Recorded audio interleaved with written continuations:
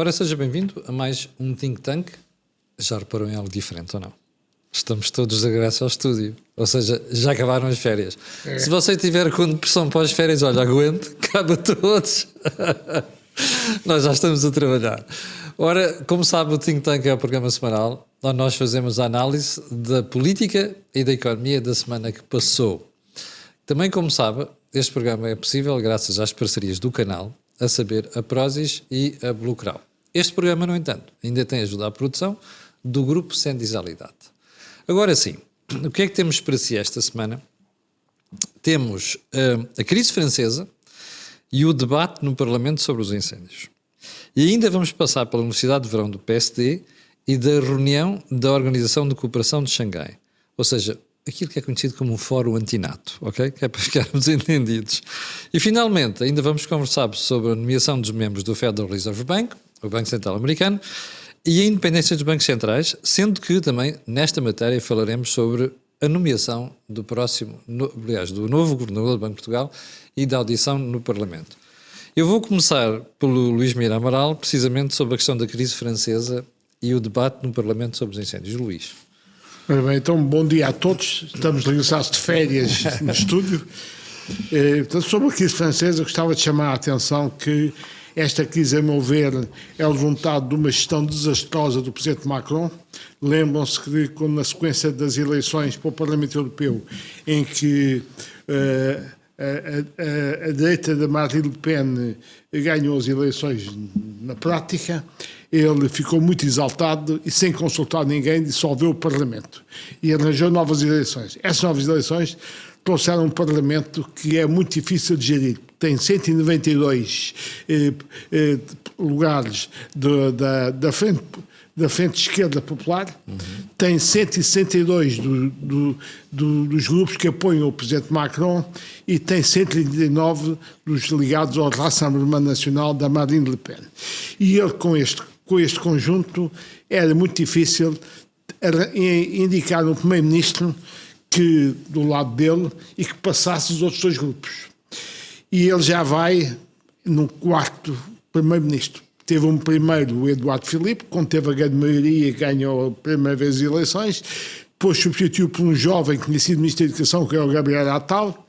Depois de toda esta sessão, quando fez esta snap election, esta eleição intercalar, arranjou o Michel Barnier, um peso pesado da direita francesa, que não conseguiu aguentasse muito tempo e finalmente foi buscar um velho aliado que é o François Bayrou, de um partido centrista francês que é o MoDem, que tem sido o primeiro-ministro francês. Só que na gestão do ministro francês, da confiança dele, que é o Bruno Le Maire, a França atingiu um resultado desastroso em termos de finanças públicas. Tem um déficit público à volta de 5,6% do PIB, tem uma dívida pública que se aproxima dos 120% do PIB, portanto a França é o candidato óbvio neste momento da União Europeia à intervenção da Troika. Precisa de uma Troika, agora é a vez deles. De uma Troika. E portanto aquela velha imagem que se passava para nós de países a necessitar de assistência da Troika, agora passou para a França e até os juros da dívida pública francesa aproximam-se à da italiana, portanto, dos mais endividados da Europa. E ele agora, o François Bayrou, posto numa posição de força, disse que queria cortar a despesa pública. E aumentar impostos. E cortar 2 feriados em nome de uma situação que era insustentável de finanças públicas em França. Sim. E vai ter extrema dificuldade de um voto de confiança e face à composição parlamentar que eu descrevi, é muito difícil que ele passe. Portanto, o cenário mais provável... É já no dia 8 a votação. É já no dia 8 de setembro. O cenário mais provável é que o quarto primeiro-ministro do Macron caia. É evidente que a extrema-esquerda francesa do Sr. Jean-Louis Mélenchon é perfeitamente radical, está coligada com o Partido Socialista nesta grande frente nacional e vai mais longe, diz que se ele tivesse coerência devia-se demitir e, portanto, é evidente, estou convencido que ele não se vai demitir, ele vai tentar arranjar um novo primeiro-ministro e vai ser muito difícil com esta composição parlamentar. Podia haver uma solução que era ele nomear um primeiro-ministro do Partido Socialista e com isto conseguir que o Partido Socialista saísse da frente esquerda popular. Se ele conseguisse um primeiro-ministro moderado do Partido Socialista francês que rompesse em nome de Paris vale bem uma missa, aquela velha imagem que se tem, talvez conseguisse fazer um governo com os centristas da parte dele. Mas tinha um problema, Luís, que era não ia conseguir passar o pacote de austeridade que a França precisa e está a evitar a vamos. Pois, e mesmo assim põe-se o problema se esse pacote passa e é muito difícil que passe. E, portanto, a situação francesa é extremamente difícil. Eu acho que a França, já o escrevi há tempos, volto a dizê-lo, é uma das maiores ameaças neste momento à estabilidade da zona euro. E o que a gente conclui é que a França... É too big to fail. É um país muito difícil de governar. É too big to fail, mas é também too big to save. Pois, é verdade. E, portanto, estamos aqui não só para a França, mas para a zona euro, estamos aqui numa situação muito difícil. E Macron tenta ter algum prestígio internacional e, nesse aspecto, ele tenta jogar com a guerra da Ucrânia para se manter em termos internacionais com um grande prestígio. É evidente que em França, as indicações que tenho dos meus amigos franceses é que está um tipo muito desacreditado, porque conduziu a Quinta República Francesa, que o de Gaulle tinha imaginado para ter estabilidade parlamentar e política. Ele conseguiu quebrar o esquema de desenho parlamentar e institucional que o de Gaulle tinha criado para dar estabilidade à Quinta República Francesa, e a situação é altamente instável, e eu diria que não é só preocupante para a França, é muito preocupante para a própria Europa, e a França, de facto, como grande país, é neste momento uma grande ameaça à estabilidade da zona euro. Luís, já vamos à questão dos incêndios. Queria ouvir o António sobre isto. António, não estás preocupado com o déficit e a dívida francesa? Já há muito tempo que estou preocupado com a França. Acho que a França tem um problema, enfim, que mesmo os meus amigos franceses têm dificuldade em descrever como é que acontece. Que é, enfim, um país que nos deu o século das luzes, ou que deu as principais contribuições do século das luzes. Também nos deu contribuições negativas, mas deu muitas positivas para a cultura ocidental. E a separação de poderes, que é muito importante. E a separação de poderes, Montesquieu, tudo isso. Tem uma dificuldade enorme em perceber em aceitar que tem o problema que tem. Reparem que quando ainda há pouco tempo se tentou levar a idade de entrada na situação de pensionista, a reforma, houve praticamente um cataclismo. E se nós falarmos com os franceses, e quando se vê em todas as análises da opinião, as pessoas acham perfeitamente normal que eles se possam reformar com uma idade muito diferente da que os seus vizinhos alemães, ou os belgas, ou os italianos, ou os portugueses, ou os holandeses, ou os espanhóis, ou os portugueses, ou quase todos os outros se reformam. E dizem porque isto é um direito adquirido e, portanto, não se pode fazer nada. É um bocadinho o argumento do Tribunal Constitucional em 2011, 2012 e Sim. o argumento de muita malta nessa altura. É o direito adquirido. Ora bem, a França tem aqui um problema que é o seguinte, quer dizer, é evidente que a esquerda acha sempre que vai sacar um novo imposto da cartola e com esse imposto vai resolver o problema. Mas o problema tem uma dimensão que não há muitos mais impostos. Não nos podemos esquecer que as taxas marginais máximas em França são as mais altas da Europa, ou são das mais altas da Europa. Não nos podemos esquecer que a taxa média é muito elevada. Não nos podemos esquecer que quando tentaram e puseram impostos sobre a riqueza, houve uma deslocalização enorme de património para fora de França. E que quando esses impostos são colocados é a classe média alta que paga, não são os ricos, António, não são os milionários e muito menos os muitos bilionários franceses. E franceses. neste momento tens gente do governo francês a queixar-se que a Itália está a atrair milionários de França precisamente por causa das taxas de tributação elevadas. E Portugal também. Em Portugal é a mesma coisa. Portanto, o que é que nós temos aqui? Temos que a França precisa de uma reforma a sério. Outro aspecto que é um dado importante, dos aumentos de déficit desde a pandemia, 44% do aumento de déficit associa-se a aumento de despesas com pensões, que têm que ser financiadas pelo Orçamento de Estado. E como para o futuro vai ser pior do que no presente, imaginem a sobrecarga sobre o Estado francês que isso significa. Agora, o que é que eu acho? Isto é muito difícil, porquê? Porque a extrema-esquerda e o Partido Socialista está junto à extrema-esquerda, tem uma visão, enfim, que é a visão do LIVRE, do Bloco, do PCP, que é que o dinheiro aparece, é só uma questão de querer, e, portanto, não reconhece nenhum destes problemas. A extrema-direita também não o reconhece, porque diz que tudo isto é o problema de má gestão e de corrupção. Pois. O discurso aqui é parecido. E portanto, enfim, é sempre a mesma história. Portanto, como a Europa, enfim, já vimos que nos Estados Unidos é igual, como há uma parte muito grande das pessoas que seguem toda a sua vida sem perceber como é que funcionam as finanças, é muito fácil ter este tipo de discurso, porque as pessoas não têm a ideia da dimensão do problema. E, portanto, como eu acho que a solução, que é uma solução, enfim, bem pensada, que o Luís falou, é muito difícil de executar, e porque o Partido Socialista tem muito medo também de ir a eleições sozinho. Claro. O Partido Socialista está praticamente desaparecido. E, portanto, está nesta camuflagem de estar com os seus inimigos da extrema-esquerda, que são muitas vezes inimigos do Partido Socialista francês, porque o Partido Socialista francês nunca se radicalizou como o português. Radicalizou no sentido de muitas das vozes falantes, muitos dos grilos falantes do Partido Socialista hoje são bloquistas. Ou próximo disso, ou livristas, ou próximo disso. É evidente que sabem que para o negócio é melhor estar no PS, porque a probabilidade de terem cargos, de estarem no governo é mais alta no PS. Mas no fundo já não são do PS. No fundo já não são o que muito da massa votante do PS. O coração está à extrema-esquerda. Exatamente. E em França não. Agora, eles estão aliados porque sabem que quando aparecerem sozinhos voltam a ter, na melhor das hipóteses, a péssima votação que tiveram da última vez que tiveram sozinhos. E podem agradecer ao Presidente Mitterrand. Podem desaparecer. E, portanto, eu acho que tudo aponta para que o problema não se resolva, seja provável um governo ou de extrema-direita ou de extrema-esquerda, que só vai agravar o problema. A extrema-direita era bom, porque iria demonstrar que a conversa com que eles enganam os seus aderentes não existe. E, portanto, seria um bom teste.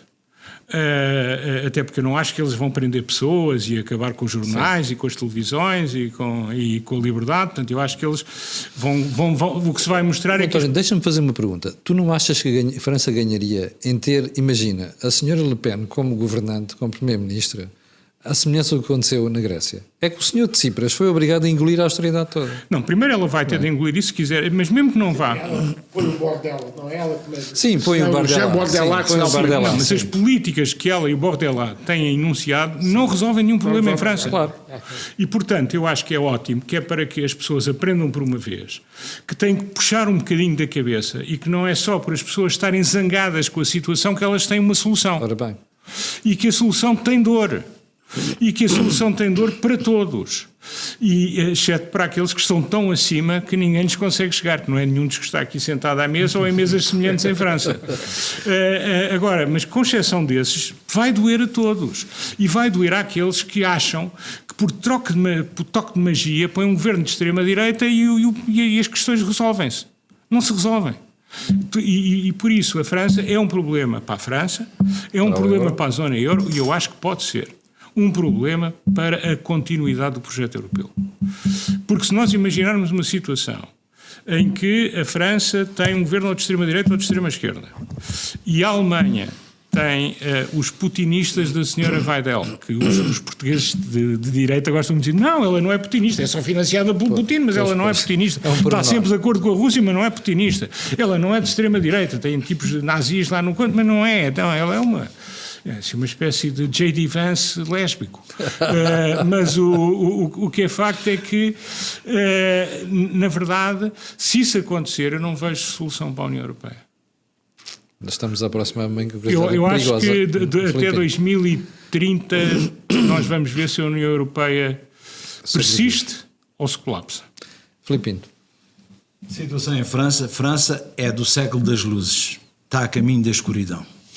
E está a caminho da escuridão, apesar de o atual presidente do Tribunal de Contas, que é o antigo comissário, o Pierre Moscovici, que liderou a economia. Foi ministro francês das Finanças. Exatamente. E o que é que ele disse? Que a situação financeira não é crítica, é preocupante. Eu penso que ele trocou. A situação é mesmo crítica. E porquê? Precisamente porque a França enfrenta um enorme problema social. Está totalmente fraturada socialmente. E isso tem de pôr reflexos a nível da fratura política. O presidente Macron... Vou só dizer uma coisa. Faz favor. Pedir a autorização ao especialista em política para referir o seguinte. Há um aspecto que é muito importante na França e que condiciona tudo, que é o partido de extrema-esquerda assenta muito do seu poder na franja à volta de Paris e na agremiação dos magrebinos descontentes com a França e não integrados em França. Exatamente. Portanto, o que vai pôr problemas, estejam eles no governo ou não estejam eles no governo. Os franceses, Desculpe interromper, por amor mas era de um Deus, tema que eu devia ter dito e esqueci-me. Os franceses de segunda geração e de terceira geração, muitos deles oriundos do Maghreb, acabam neste momento por ser os grandes elementos de que serve tanto a extrema-esquerda como a extrema-direita em termos, portanto, de requisição social. Agora temos de perceber o sistema francês. O sistema de governo francês é um semipresidencialismo, mas não é como o português. É um semipresidencialismo incrementado. Quem lidera, por exemplo, a política externa é o Presidente da República, Macron. Mais do que isso, quem preside o Conselho de Ministros sempre que quer é o Presidente da República. Não é quando é convidado, é quando quer. E por isso nós nunca sabemos, ou dificilmente agora sabemos o nome de Bayrou, porque ele apresentou uma moção de confiança e que evidentemente vai implicar a sua queda. Mas isso é verdade, deixe-me só dizer-lhe uma coisa. Em todo caso, ele depois para governar precisa do Parlamento. Claro, evidentemente. Nesse aspecto, é um regime mais presidencialista que o nosso, mas não dispensa o Parlamento para formar governos e maiorias. Por isso é que não é presidencialista, é um semipresidencialismo, mas incrementado e muito incrementado. Agora temos de perceber uma coisa muito simples. Qual é a base de apoio de que dispõe neste momento Emmanuel Macron? Qual é aquilo que nós podemos chamar o nível de aprovação dele? 21%. 21%. Depois, quantos dos franceses é que entendem que se o governo cair, como é provável que caia na próxima segunda-feira, que o presidente se deve demitir? 2/3. Quer dizer que 2/3 querem a demissão de Emmanuel Macron, que evidentemente já disse que não se vai demitir, que o mandato foi-lhe concedido pelos franceses e irá até ao fim do mandato. Agora há um dado muito importante. Quem é que os franceses querem que lidere o governo? O novo governo. Uma vez que não vai haver dissolução do Parlamento, não vai haver convocação de novas eleições com uma grande probabilidade. Precisamente porque Macron aprendeu com o passado, quando, na sequência das europeias, como o Luís disse, resolveu convocar umas eleições flash e aconteceu que a França, o Parlamento ainda ficou mais dividido. A razão é muito simples. Os franceses querem que 41% dos franceses querem que seja o Rassemblement National a governar. 41%. E apenas 38% dizem que deveriam ir buscar um independente, um político não profissional. Alguém que conseguisse colher... Um Mário Draghi à francesa. Exatamente, um Mário Draghi à francesa. Mário Draghi ou Mário Monti. Sim, o Mário Em termos reais, nós percebemos claramente que a sociedade francesa está numa clivagem muito grande. Filipe, e esta ideia que estávamos a conversar aqui com o António, que é nomear alguém da extrema-direita para Primeiro-Ministro. 41%, como eu disse, está perfeitamente de acordo. Mas não era um bom antídoto para os franceses perceberem? Porque este partido de extrema-direita ou um partido de extrema-esquerda tem de apresentar o programa do governo na Assembleia. E uma Assembleia assim é muito difícil fazer passar o programa de governo. Nós sabemos que um governo pode usar uma vez por ano um ato de exceção, mas não pode governar em exceção. E o grande problema é que a França, neste momento, é ingovernável. A palavra é ingovernável. E porquê? Porque os republicanos, os centristas, praticamente desapareceram. O Partido Socialista Francês está a caminho de ser um novo PASOK. E o que é que acontece? Temos o Jean-Luc Mélenchon, que verdadeiramente La France Insoumise não é mais do que um bloco de esquerda junto com um LIVRE e um PCP aqui em Portugal, todos juntos naquela frente de esquerda, e temos do outro lado o Rassemblement National, em que a Marine Le Pen tentou desdiabolizar a imagem do partido, tentando, portanto, de separá-lo da extrema-direita, dizendo que era um partido de direita, sim, mas de direita radical. Mas o grande problema que a França enfrenta é que, sendo uma sociedade muito dividida, uma sociedade em que verdadeiramente há um grande peso também da islamização e há um peso enorme de uma comunidade imigrante que não se revê em nenhum destes partidos tradicionais. Repare, veja as zonas, como o António estava a dizer, onde há um forte contingente da imigração e que maioritariamente não votam nos republicanos, não votam nos moderados, votam nos extremos e são sempre votos de quem não está integrado. Porquê? E aí vamos ao problema social. Qual é o problema social francês? Os franceses tinham, entre a integração e a assimilação, tinham de optar. E optaram pela assimilação. Partiram do princípio que colocavam na mesma escola toda a gente que chegava à França e que davam a todos a mesma cultura e obtinham franceses todos iguais, esquecidos que as crianças chegavam a casa e falavam português com os pais, falavam árabe com os pais, falavam, portanto, a sua língua. Mas há uma de diferença, origem. Filipe, tem que enquanto os portugueses e os espanhóis que para lá foram assimilaram-se, não é? Integraram a sociedade francesa, os árabes têm muito mais dificuldade, como nós estamos a ver. Precisamente por isso.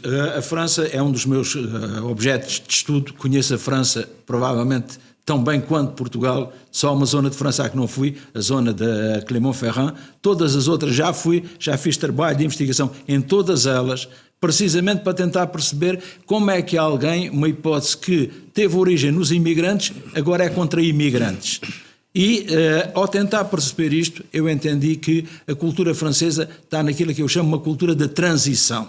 A França que nos deu a separação de poderes, a França que nos deu as luzes, a França que nos deu a liberdade, a igualdade e a fraternidade, é neste momento um país em que nem a liberdade, nem a igualdade, nem a fraternidade se conseguem manifestar. E porquê é que não se conseguem manifestar? Porque é uma sociedade muito dividida.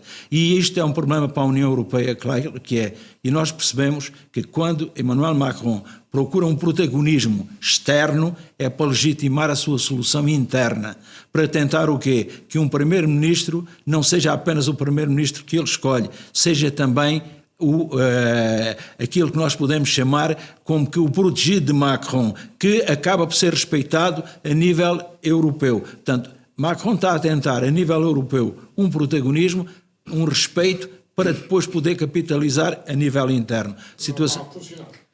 Não está a funcionar. Repara, se 80% praticamente dos franceses não concordam com Macron e 2/3, que é 66%, querem que ele se demita, isto mostra o quê? Que Macron verdadeiramente já não colhe até ao centro. Perdeu o poder. António, querias acrescentar um problema? Eu queria dizer que a situação é muito complicada se nós tentarmos olhar um pouco para o futuro.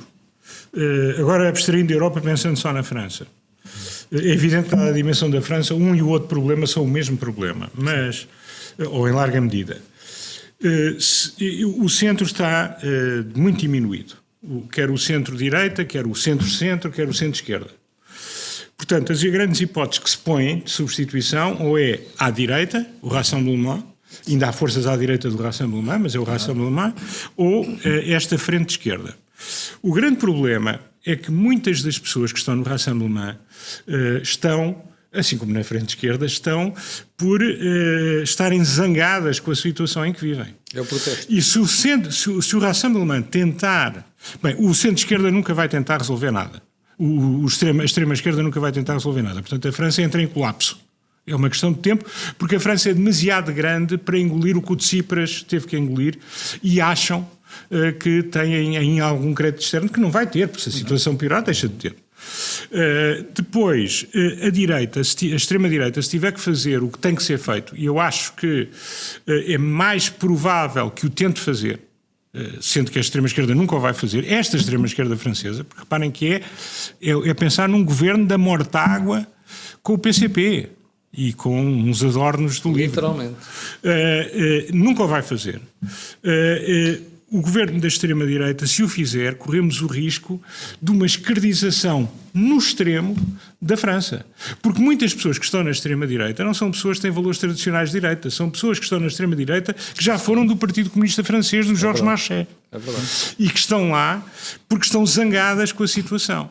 E que poderão, se a situação piorar, porque o governo de direita, de extrema-direita, está a tentar resolver os problemas, voltarão para a esquerda. Portanto, esse risco não é um risco de probabilidade pequena, é um risco de probabilidade razoável. Portanto, a França, esta separação que eles conseguiram fazer durante décadas e que se acentuou nos últimos 20 anos, entre o desejável e o possível, e achar que ser impossível era indiferente porque o que contava era o desejável, e a complacência da União Europeia em relação à França levou a que, de facto, estejamos perante uma situação que eu acho que já só quase um milagre é que a pode resolver, não criando um estilhaçar muito grande à sua volta, que vai atingir todos na União Europeia.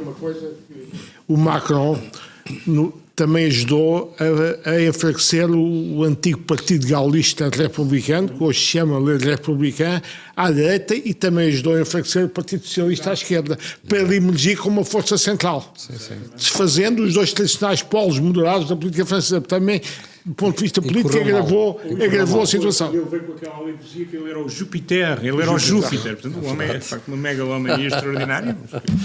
Filipe Pinto, qual é a solução para isto, para a França? Primeiro que tudo, há ainda um dado importante, é que as forças de segurança apoiam maioritariamente o Rassemblement Nacional. Em termos reais, o Rassemblement Nacional, mas o Rassemblement Nacional, António, é informado das decisões das chefias antes do próprio governo. Eu daria uma nota que talvez os nossos ouvintes mais jovens não tenham consciência. Da minha geração, José Filipe Pinto, era a França, tinha grande influência em Portugal, não eram os países anglo-saxónicos. Nós líamos o Novel Observateur, não líamos o Financial Times, nem o Economist. E a língua que estudávamos na escola era precisamente... A primeira era francês. Eu fiz 5 anos de francês no liceu e apenas 3 anos de inglês. E, portanto, eu falo francês praticamente como português, mas na linguagem hoje em dia de negócio só falo inglês, já me esqueci dos termos em francês. Mas a influência que havia da França era muito forte no mundo e em Portugal, quer cultural, quer política. Eu trabalhei numa empresa, a EDP, que foi feita a imagem e semelhança da EDF, Electricité de France. Portanto, isso tudo, os jovens já estão-nos a ouvir, não têm consciência, mas isto, para a minha geração, isto mostra alguma nostalgia e embaraço e tristeza com que eu vejo a situação francesa, que é o meu modelo de juventude. E as nossas principais referências em termos, por exemplo, literários, eram francesas. E em termos reais, eu depois optei por ir para o estudo da cultura inglesa e portanto, fui para as germânicas, porque caso contrário teria tido 5 anos de francês e 3 apenas de inglês. Acabei depois por ter também 5 de inglês, porquê? Porque fui para germânicas. O que é que acontece? Em termos reais, a nossa geração, a minha e a do Luís, é marcada por um pensamento não anglófono, como ele diz, mas francófono. E olhando agora para a França, a nossa referência era o século das luzes, eram os filósofos, e depois nós dizíamos, Montesquieu, sim, e depois dizíamos assim, mas eles inventaram também a guilhotina. Pois sim, inventaram a guilhotina, mas inventaram a liberdade. E depois há um dado fundamental, aquilo que são os ideais da Revolução Francesa influenciaram a Revolução Norte-Americana. Quer dizer que o modelo norte-americano é o primeiro que põe em prática as ideias dos iluministas. Veja o Alain Tocqueville a descrever a Revolução Americana. E quando nós dizemos assim, é Voltaire, pois é Voltaire, é Rousseau, é Montesquieu, eles podiam não se entender entre eles, mas nós bebíamos em cada um deles a influência do quê? De uma sociedade melhor, uma sociedade mais livre, uma sociedade com o fim de l'ancien régime, o antigo regime. Porque no fundo todos nós, quem é, por exemplo, social-democrata, não subscreve nunca uma posição de um antigo regime, das classes privilegiadas, porque pensa que o que deve mandar na sociedade é o mérito, e por isso mesmo há aquilo que se chama a ascensão social pelo conhecimento, pelo saber. Como é que saímos disto, no caso francês? O caso francês vai ser muito difícil. Macron é muito responsável. Não sei como é que ele vai conseguir resolver a situação. Repare, os franceses conhecem bem Macron. Eu acho que Macron não conhece bem os franceses. Provavelmente. Porquê? 51% dos franceses estão convencidos que Macron não vai dissolver a Assembleia, não vai convocar eleições antecipadas. Mas os seus 51% mostra que 49% ainda pensam que pode ser que ele volte a convocar eleições. O problema é que a situação que sairá daí será em tudo muito semelhante à que temos agora. Ou então com uma maioria ainda superior do Rassemblement. Exatamente. Teremos é menos gente no centro. É verdade. Exato. O bloco que extremar apoia o ainda Macron mais. pode ainda diminuir. O centro neste momento é um deserto. E porquê é um deserto? Porque Macron utilizou a técnica do eucalipto. E porque, sendo ele o Júpiter, secou todas as Secar forças tudo à volta dele. E a partir daí, o que é que acontece? A França está, Camilo, numa situação muito periclitante. Como é que vai sair? Eu acredito que a França é grande demais. Houve um presidente norte-americano, foi Reagan, que disse que os Estados Unidos são grandes demais para pensar pequeno. Há aqui a mesma coisa. A França é grande demais e dispõe de uma influência demais na União Europeia para cair. Sim. Agora, o que é que vamos perceber claramente é que a França vai assistir a um fenómeno muito semelhante àquele que aconteceu com Donald Trump a chegar ao poder. É um crescimento exponencial de uma extrema-direita e não cresce ainda mais porque a extrema-esquerda nunca chegará ao poder em França. Porque se chegasse, chegaria lá. Vamos mudar de tema e eu queria começar precisamente por si, que tem a ver com aquilo que se passou esta semana em Portugal, do ponto de vista político, e que marcou a semana, que foi a Universidade de Verão do PST. Primeira questão. Eu sou a favor dos partidos criarem condições para formar os seus quadros. Sou a favor disso. Não sou a favor da inculcação ideológica que nós tínhamos na nossa geração com a mocidade portuguesa. Eu sou contra a inculcação ideológica. Ponho-lhe uma pergunta. Acha que a Universidade de Verão do PSD faz alguma formação séria aos jovens ou é só um cenário para irem os políticos e os senadores dizer umas coisas, tendo os jovens lá a fazer o coro? Aquilo é uma montra de quem o Carlos Coelho, que é o eterno, não é? E a direção do momento, que é uma negociação entre o Carlos Coelho e a direção, para quem é que lá vai Para mim mostrar-se? não é uma ação mais nada. séria de formação dos jovens. Eu penso que, em termos reais, uma universidade de verão de qualquer partido tenha todo o sentido e depois deveria ter continuação ao longo do ano. Na formação de quadros seria fundamental. Não é assim que funciona. Claro e que aí eu subscrevo a sua posição. Tenho muitas dúvidas. O que está a acontecer é, tivemos lá 5 ministros, tivemos lá os candidatos às 2 principais câmaras do país, tivemos o candidato presidencial, apoiado pelo partido, e tivemos alguém que não devia ter ido, que foi o presidente que podia ter colocado o governo num sério embaraço diplomático. Com aquela história do presidente Reagan, aliás, o presidente Trump ser um ativo, russo. russo, o que é muito complicado. E isto prova aquilo que eu sempre tenho dito, é que o presidente Marcelo tem um bocado de dificuldade em controlar o cidadão Marcelo. Sim. E o comentador Marcelo. E então isto veio mais uma vez ao de cima. O que é que eu penso? Parece que saiu a ideia de que é preciso reformular o espírito, que é preciso repensar a universidade. Como está, não é uma universidade. Como está, é um desfile de personalidades e não há uma coisa importante. O criar um modelo não implica o não conhecimento dos outros modelos. Até porque não há modelos perfeitos. Então o que é que acontece? Era preciso termos lá, nestas universidades, pensadores que também destoassem daquela que é a linha oficial, mas sem apresentarem utopias em que o partido minimamente não se pode rever.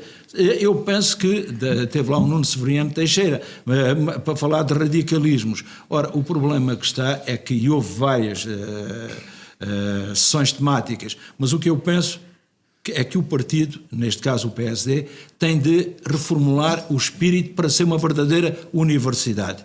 Ou, se preferirmos, uma escola de quadros. Porquê? Nós percebemos claramente que isto é destinado a estudantes e a autarcas e, essencialmente, ou do partido ou com ligações ao partido. Então, vamos ter de perceber que temos de dotar esses autarcas daquilo, e esses estudantes daquilo que se pode chamar uma matriz conceptual. O que é a social-democracia? Quais são os grandes problemas que se colocam à social-democracia em termos económicos, em termos culturais, em termos daqueles que são os problemas com que a sociedade se vê hoje confrontada.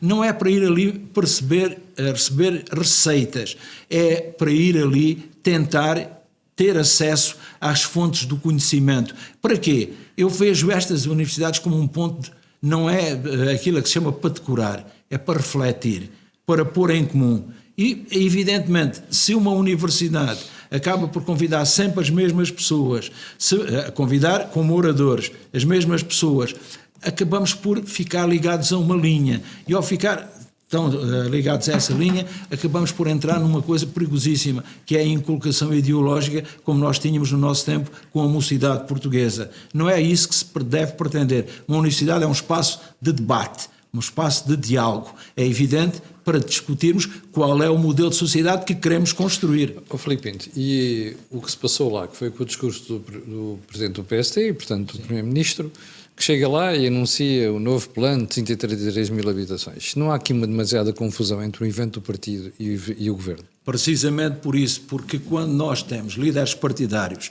que não têm espírito académico, é abusivo falarmos de universidade.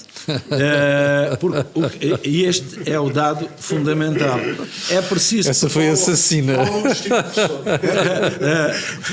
Falamos nesta perspectiva. Eu cada vez tenho mais dúvidas e menos certezas. Sim. Mas tenho cada vez também mais reflexão. E reflexão para quê? Para tentar perceber, eu acho muitas vezes que sei melhor a sociedade que não quero do que aquela que quero. Sim. E este dado é fundamental para percebermos. A Universidade de Verão, a meu ver, tem de ser totalmente reformulada, constituir-se como uma universidade. E para isso precisa do saber. Mais do que saber, precisa do conhecimento. António, a Universidade de Verão do PSD e o que saiu de lá, e inclusive esta mistura entre governo e eventos partidários. Pois, eu, como estava muito longe, não segui esta pletora de pessoas que são quase sempre as mesmas. Se formos ver, são quase sempre as mesmas. É um lugar fixo, é um lugar marcado. Falar em universidade, eu não sei se o Carlos Coelho já acabou a licenciatura. Mas, não, ele nunca fez a licenciatura. Exato. Ele só tem o 7º ano de licenciatura. Portanto, é curioso ser uma universidade... É o Dean da universidade. É o Dean executivo, é o diretor executivo. Nós nas universidades, quando uma pessoa não tem qualificações académicas, fica executivo. Eu devo dizer que era um bom quadro do PSD. Excelente quadro. Um excelente quadro do que PSD. tem dado bastante... É dos melhores quadros do PSD. Deixa-me pegar na parte executiva. Não, mas só para dizer uma coisa. Eu partilho desta ideia, quer dizer, é que está transformado, para as pessoas que não têm esta clareza analítica do Zé Filipe Pinto, está transformado como a rentrée do PSD. Tem duas partes, tem o discurso do Algarve, e depois do Pontal, e depois tem o discurso de Castelo de Vide na Universidade. Por isso é que o Primeiro-Ministro, como chefe do PSD, faz um discurso de Primeiro-Ministro, em boa parte. É claro. Portanto, porque ele também não podia fazer um discurso académico. Essa é que é a grande verdade. podia pedir que alguém lhe escrevesse, não é? Mas o que é facto é que nós temos essa confusão que está instalada. Para a maior parte das pessoas isso não é, porque as pessoas olham para a Universidade de Verão como, tem lá os jovens, estão lá há uns tempos, trocam umas impressões, aprendem umas coisas, é evidente que não há um centro de formação ideológica, de forma alguma, nem de aprofundamento, porque há uns tipos também que vão falar de sondagens e de comunicação política e tal, portanto é assim como se dizia antigamente, um lamiré sobre um conjunto de temas, e depois há o discurso do presidente do partido, que ou é líder da oposição ou é primeiro-ministro. Quando é líder da oposição faz um discurso de líder da oposição, quando é primeiro-ministro faz um discurso de primeiro-ministro. É a segunda rentrée dele. É a segunda depois do rentrée. Pontal. Mas não devia acontecer, Luís. Nomeadamente chegar lá e fazer uma proposta de 133 mil novas habitações, quando não se sabe se aquilo inclui o PRR ou não, como é que se vai processar o financiamento, como é que se envolve as autarquias, toda esta história. Mas isso Ou seja, Mas, Camilo, Digamos, para a rentrée, para sinal, para a rentrée, aquilo chega. Depois é preciso... Agora é preciso ir ao detalhe. Ao detalhe, mas dá a ideia de uma continuidade. O que é que acontece? O candidato presidencial do PSD, Luís Marcos Mendes, diz que o governo ainda não fez o suficiente em termos de habitação. Então vem o primeiro-ministro explicar a seguir o que é que vai fazer em termos de habitação e onde é que vai ao dinheiro para esse programa de habitação. Há um dado muito preocupante, a meu ver, na intervenção de Luís Marcos Mendes. Luís Marcos Mendes tem de uma vez por todas de se definir. Sim, ele tem que clarificar o que é que Tem quer. de clarificar. E há um dado. Nós discutimos aqui que a lei dos estrangeiros foi mal discutida. Porquê? Porque devia ter sido antecedida da lei da nacionalidade. Sim. Ora, Luís Marcos Mendes vai buscar novamente a lei da nacionalidade e vai dizer que a lei da nacionalidade espera que haja um acordo entre o PS e o PSD. O que é que acontece? Está a lançar mais achas para a fogueira, que verdadeiramente não está ainda apagada na sequência do que aconteceu com a decisão do Tribunal Constitucional, com a decisão da Assembleia da República. Eu penso que verdadeiramente há temas que não são tabu, são temas que não são apropriados para determinado momento. É preciso sabermos, e ele vai ter de perceber. Eu vou contar-vos uma coisa.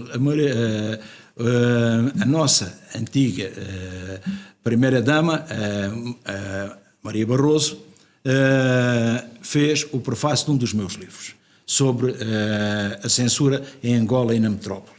E então ela fez o prefácio e contou lá que a rainha de Espanha, quando Mário Soares estava a terminar o mandato, lhe disse assim: então, porquê é que não sucede ao seu marido? E ela disse: Majestade, Portugal não é uma monarquia. E esta questão mostra que Luís Marcos Mendes está-se a pôr como o sucessor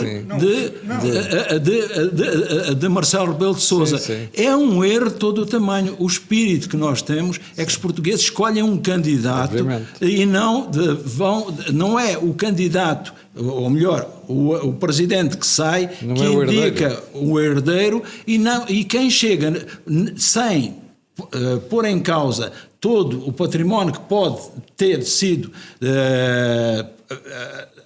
ligado ao anterior titular do cargo, ele tem de se apresentar com um projeto próprio, a dizer aos portugueses claramente o que é que espera. E aí, atenção, o Almirante esteve melhor do que Luís Marcos Mendes no que diz respeito a esta questão.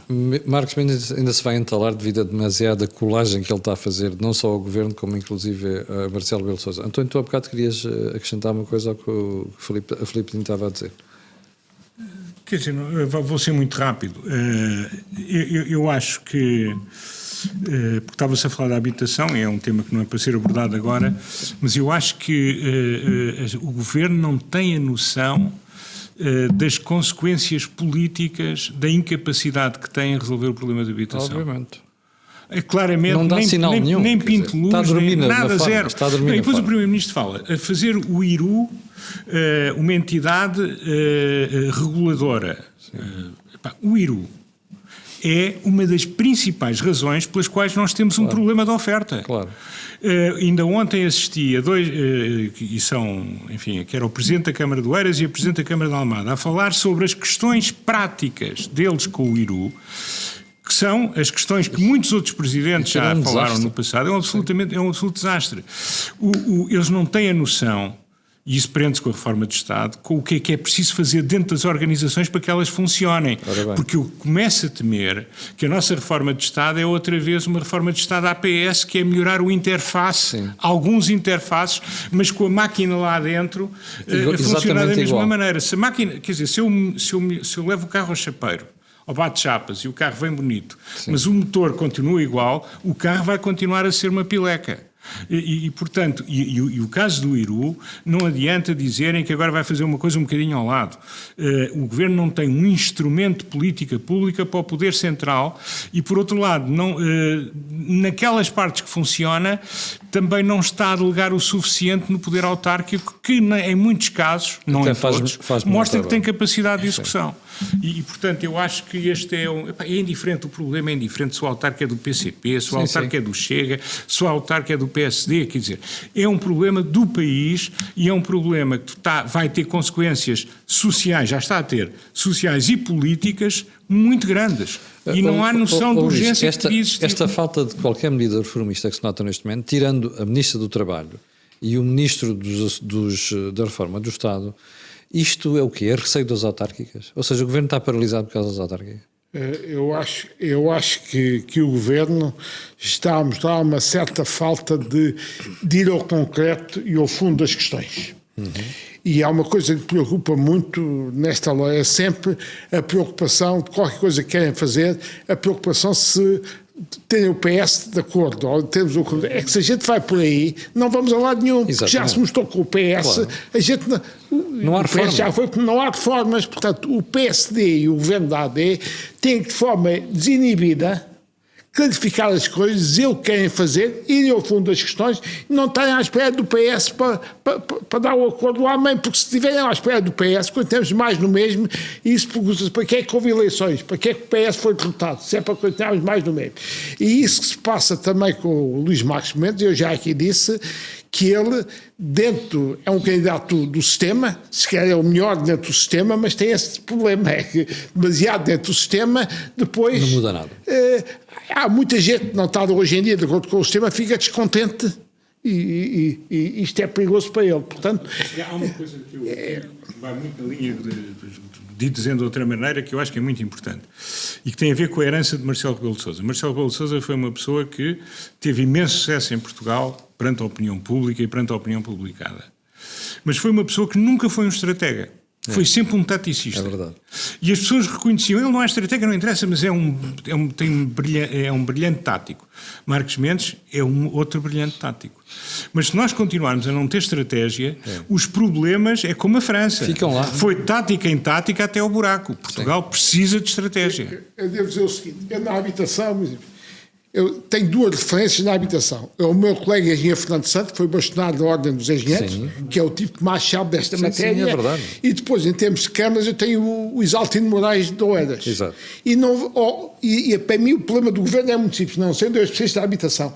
Ou vejo as medidas do governo aproximarem-se do que o engenheiro Fernando Santos e do que o doutor Isaltino Moraes recomendam e dizem, ou não vamos a lado nenhum. E é essa a aproximação às teses deles que eu não vi. Não sendo eu especialista de educação, mas tendo estes dois homens como minhas grandes referências, nada disto vejo. Depois vejo, peço desculpa já agora, quando vão pegar também na STAM, eu duvido que a STAM sozinha vá resolver o problema ou vá fornecer aquele suplemento de habitação pública que é necessária, como diz o Primeiro-Ministro, só chega. O mercado não resolve, temos que ir também com o Estado, mas não é este Estado com o Estado não chega. Que vai resolver, não São chega. As autarquias que têm que resolver isto. Há aqui toda uma cadeia de desburocratização, simplificação, que tem que ser feita, que é o que o engenheiro Fernando Santos recomenda. E depois a gestão das terras, como diz o doutor Isaltino Moraes, enquanto não vir o governo a aproximar-se disto e não vir o ministro Miguel Pinto Luz a pegar nisto, nem uma lapa, e a seguir uma cartilha destas, o problema tende a agravar-se. Lamento, estou muito preocupado. Eu também tenho estas duas referências. Aliás, estou à vontade, falei na vida talvez uma vez com o doutor Isaltino, mas pela obra que ele tem feito e pelas ideias que ele diz. O Fernando Santos, aliás, já deu aqui duas entrevistas de canal, onde explicou claramente qual é o problema da habitação. Ele já explicou uma coisa que é preciso fazer. E que eu acho que a reforma do Estado devia estar a ajudar o resto do Governo a fazer isso, que é pegar em toda a legislação e ter um enquadramento que não leve a esta confusão permanente. Mas há aqui uma questão que é muito importante. É que isto foi um tema que eu pensei muito há 25 anos, quando fui Secretário de Estado do Tesouro, porque o Tesouro e Finanças tinham o património e tentei fazer algumas coisas, criei alguns instrumentos que depois foram desvirtuados, como a gestão. O grande problema é que o Primeiro-Ministro disse uma coisa que eu acho que é ingenuidade. Quando ele diz, eu agora vou falar com os ministros e os ministros vão dar à STAMO quais é que são as suas áreas... a lista de património que tem inativo. Duas coisas. Não vão dizer uma. Pois. E segunda, a STAMO Primeiro que trate o património que tem como deve ser. Porque a única coisa que este AMP tem feito é basicamente pegar no património e vender para hotéis em Lisboa. Quando é a última coisa que Lisboa precisa é de mais hotéis. Exatamente. Portanto, que uma pessoa que está no governo, é primeiro-ministro há um ano e meio, e diz isto, eu fico seriamente preocupado. Só dizer uma coisa para corroborar tudo o que o Luís e o António disseram. Esta história do PSD estar sempre à espera do apoio do PS, e por isso é que eu disse que Marcos Mendes esteve mal neste aspecto, é o perigo de voltarmos de transformar Portugal numa França. A situação que estamos a viver em França resultou precisamente disto, de tentar que o centro resolve, e o centro acabou por criar um movimento centrífugo que alimentou os extremos. Em Portugal corremos o mesmo risco. O PSD tem esta responsabilidade histórica de evitar que aconteça uma situação que Está neste momento. Tem essa responsabilidade. Exatamente. Estou muito preocupado com isso. O PSD, neste momento, e os portugueses mostraram isso, não querem um governo de extremos, mas verdadeiramente não querem um centrão. Então, a partir daqui, o PSD tem de dialogar com todos, mas tem de ter coragem para implementar as Tem que suas ser reformas. moderado, mas faça reforma. Tem de ser sério. Tem de ser social-democrata. Isso faz à direita, não é à esquerda. Exatamente. E já agora dizer uma coisa que li hoje, parece que no Observador. O António, como se já está do Tesouro e Finanças, já tinha feito um despacho para eles dizerem todo o património que tinham. Eu fiz coisas. Estive lá só 9 meses, mas fiz bastante coisa. Aquilo que o Primeiro-Ministro está a tentar fazer, já o António tinha tentado na altura. Pois tinha. Como se está de Estado do Tesouro e Finanças. Bom, vamos para o último tema da sessão de hoje, que é a nomeação, ou melhor, toda a agitação tendente a controlar aquilo que é o Federal Reserve Bank, o Banco Central dos Estados Unidos, e depois também a audição ao novo governador do Banco de Portugal. António, vou começar por ti. Estás preocupado com o Fed? Quer dizer, estou preocupado não por estes casos em concreto, até porque eu acho que no caso dos Estados Unidos eles encontraram que a senhora se portou mal. Mas tem que ser o Tribunal a dizer isso. Tem que ser o Tribunal a dizer. Não pode ser o Presidente. Não, claro que não, mas o que eu estou a dizer é há uma guerra antiga sobre a independência dos bancos centrais. Sim. A importância dos bancos centrais é importante porquê? Porque os ciclos políticos são curtos e os políticos estão sempre pensados no curto prazo. E a política monetária e cambial tem que ter uma perspectiva estratégica de longo prazo e, portanto, é a independência que dá ao Banco Central essa capacidade. Dito isto, significa também que é preciso pôr lá pessoas que não sejam, digamos, políticos ou na reforma ou num intervalo entre tempos políticos, mas pessoas que não tenham mais objetivos políticos na vida, que é para ter a certeza que não há mesmo politização do Banco Central. Dito isto, é importante que a Fed, assim como o BCE, sejam independentes e eu acho que relativamente a Álvaro Santos Pereira não me parece que ele tenha ambições políticas em Portugal para o futuro.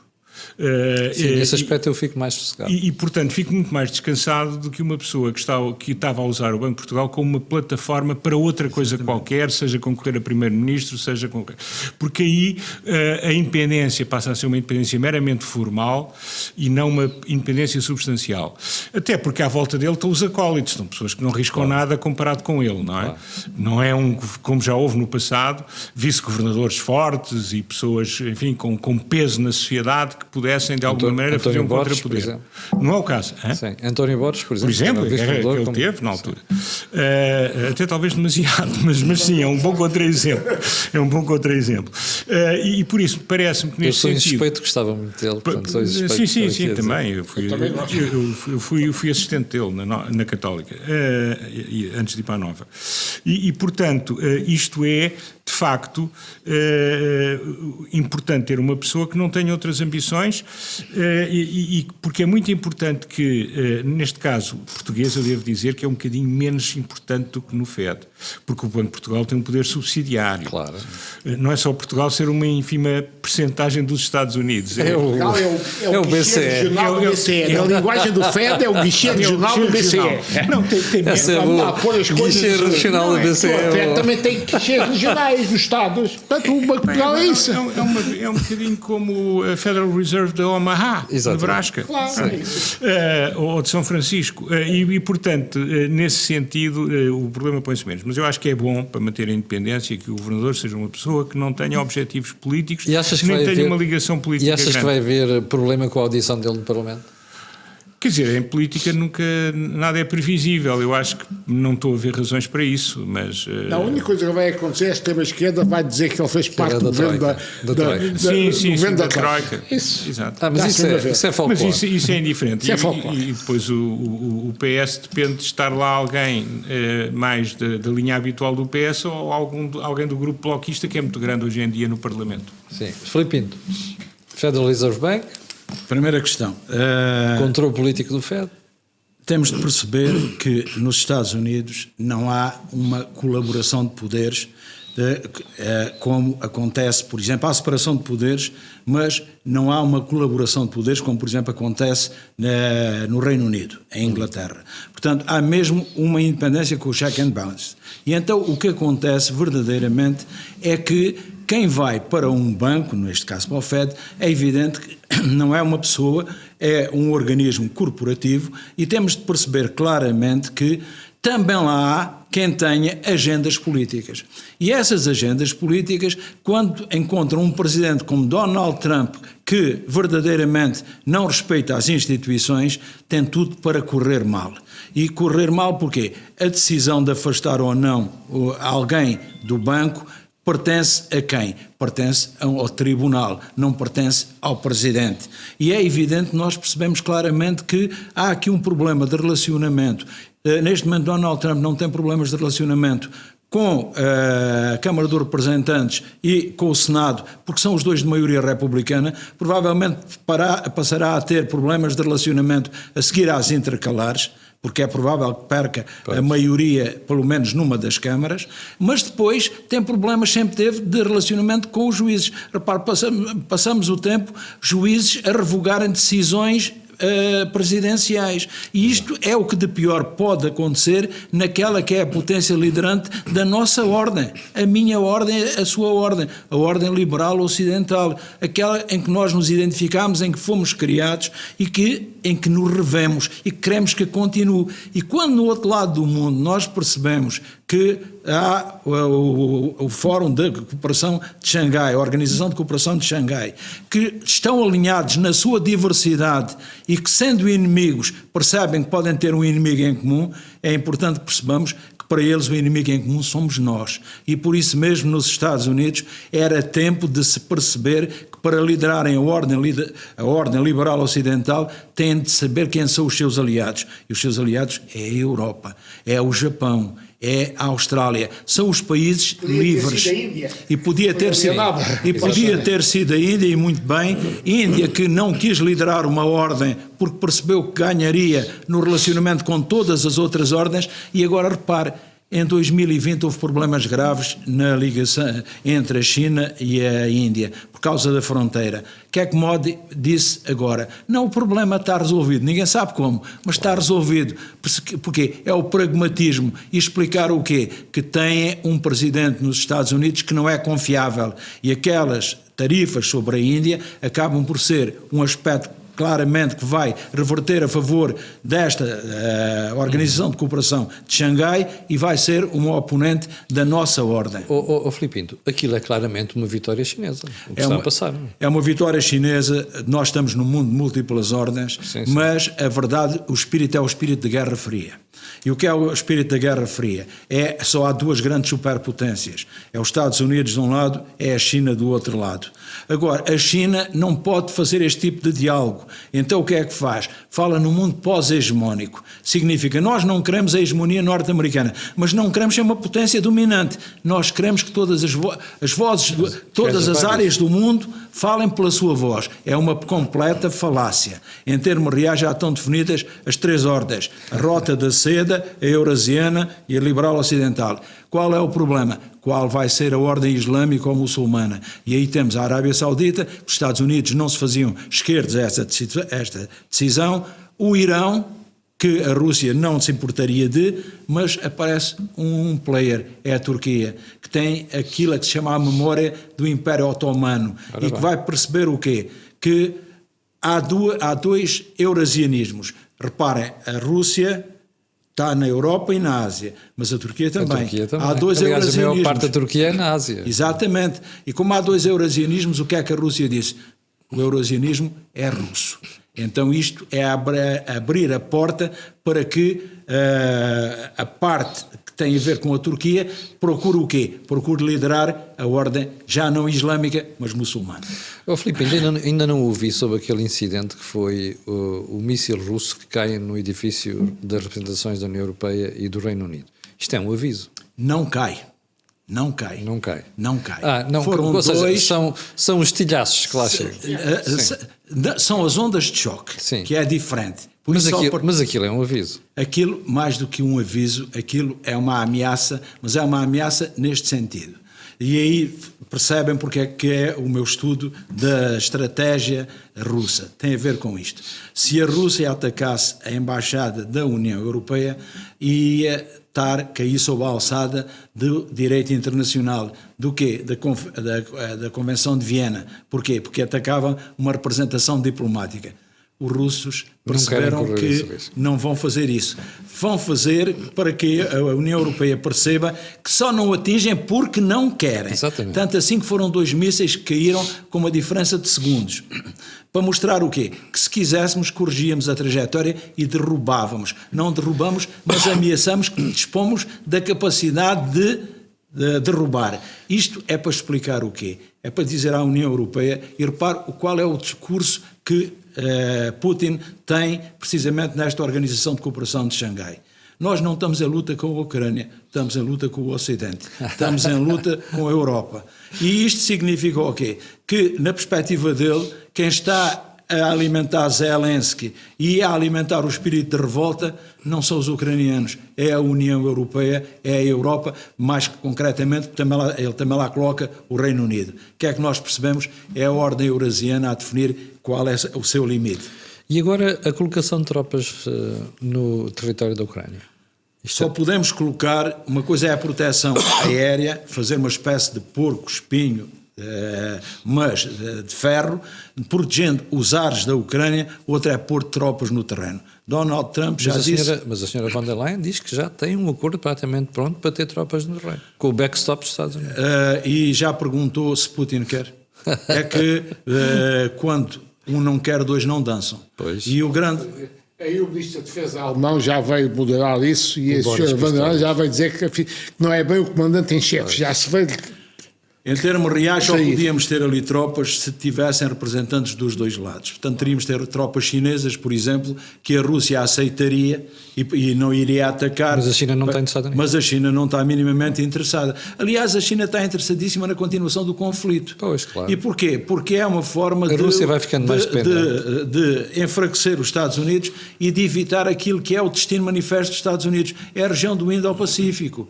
E o que acontece é que percebemos claramente qual é o discurso agora de Xi Jinping, a China única. China única é Taiwan é nosso. Sim, sim. E esta perspectiva temos de perceber que a China entende que ainda não pode pronunciar sobre a Revolução Francesa porque foi há pouco tempo.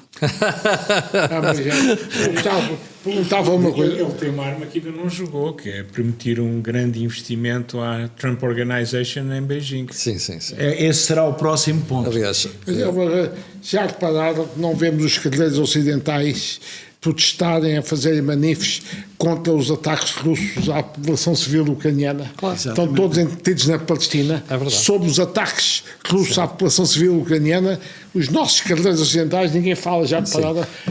Luís, eu não queria fechar o programa de hoje sem ouvir sobre a questão dos incêndios, que era um tema que o Luís ainda queria pegar. Sobre a gestão dos incêndios. Sobre a gestão dos incêndios, isto tem a ver com a sessão na Assembleia da República. Para mim não trouxe nada de novo. Eu acho que o Primeiro-Ministro esteve no mesmo registro que tinha tido na intervenção anterior de damage control, sóbrio, e acho que esteve correto.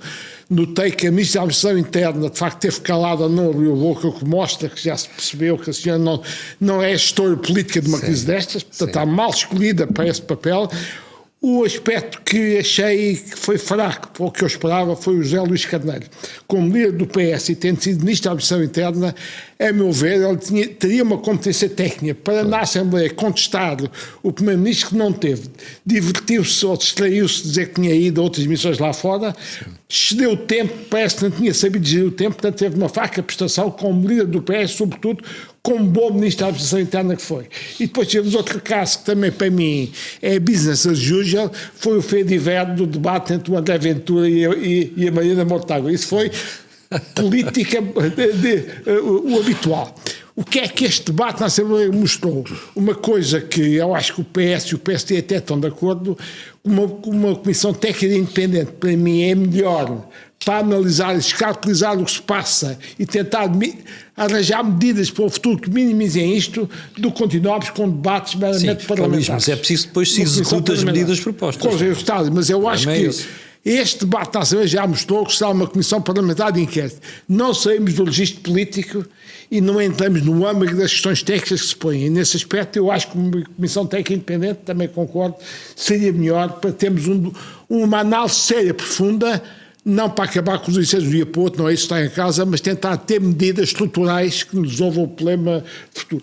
Eu dou, em todo caso, devo dizer que vi o Presidente da Região Norte dos Economistas, o Dr. Carlos, disse uma coisa e não tinha consciência disso, que neste momento o que o país gasta em prevenção é praticamente igual ao que gasta em combate aos incêndios, e já gastamos em prevenção 250 milhões deles. Não são verbas despiciendas, portanto, eu começo a dizer também que o problema não é falta de dinheiro, o problema falta de organização estratégica, que é o problema que se passa na saúde e noutros casos da sociedade portuguesa. Portanto, o que se gasta é 250 milhões de euros já em prevenção e só se gastam outros 250 milhões de euros em fogos, e dizer que os gastos em prevenção aumentaram muito desde 2017 mostra que o problema também aqui começa a não ser falta de dinheiro, é um problema de estratégia e metodologias. E eu acho que uma comissão técnica independente ia, a meu ver, tentar, pelo menos, abordar, deste ponto de vista, estratégia e metodologias de combate ao incêndio, que se vamos para a Comissão Parlamentar de Inquérito, vai ser novamente uma chicana, o habitual, que se viu naquele mini-debate, e André Ventura e o Bloco de Esquerda, claro. Mas é a especialidade deles. Claro, e dá-lhe jeito, a questão é essa. Bom, chegamos ao final do Think Tank desta semana, o primeiro Think Tank pós-férias, mas o António ainda vai acrescentar um para nós. Eu estou a dizer, eu vejo um paralelo entre isso e a flotilha de Gaza. O único interesse são os cliques e as imagens da televisão. Imagens, não é mais nada, nenhum quer resolver nenhum problema. Bom dia, chegamos ao final do programa desta semana, voltaremos na próxima terça, mas antes de ir embora quero recordar que o canal faz estes programas graças às parcerias que tem, a saber com a Blucral, mas também com a Prozis, e este programa ainda tem ajuda à produção do grupo Sendis Alidade. Nós voltamos na próxima terça-feira, como eu lhe disse, já em versão de estúdio. No entanto, eu e você temos encontro marcado amanhã às 8. Muito obrigado.